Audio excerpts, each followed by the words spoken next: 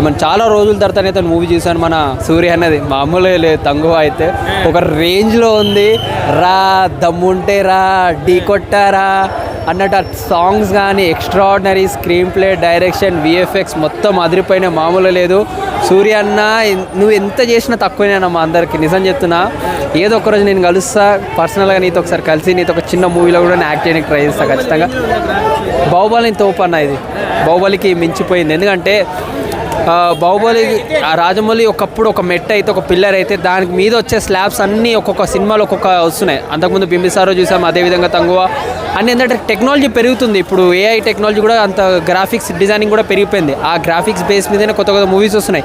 ఇంకొచ్చే future technology మూవీస్లో కూడా ఖాళీ ఫోటో ఉంటే చాలు మొత్తం ఆటోమేటిక్గా వచ్చేస్తున్నాయి. ఇక ఎక్స్ట్రాడినరీ మనం చూసే విజువలైజేషన్స్ కూడా టెక్నాలజీ పెరుగుతుంది కాబట్టి, అంత టెక్నాలజీ వస్తుంది కాబట్టి మనకి ఆ టెక్నాలజీ కూడా మనం విజువలైజేషన్ ఎంజాయ్మెంట్ చేసినాం. అంతే ఎంజాయ్మెంట్ తోడు కూడా ఈ మూవీ వచ్చింది. Extraordinary super mind blowing. ఈ పేరుకి సినిమాకి అయితే పేరు పెట్టడం కష్టం. పేరు పెట్టినోడైతే కుక్కను కొన్నాడు కొడతాను నేనైతే, నిజం చెప్తున్నా. ఎందుకంటే సూర్య లెజెండరీ యాక్టర్, చెప్పొద్దు ఎవడన్నా ఉన్నాడంటే పరిగెత్తించి కొడతా. దట్.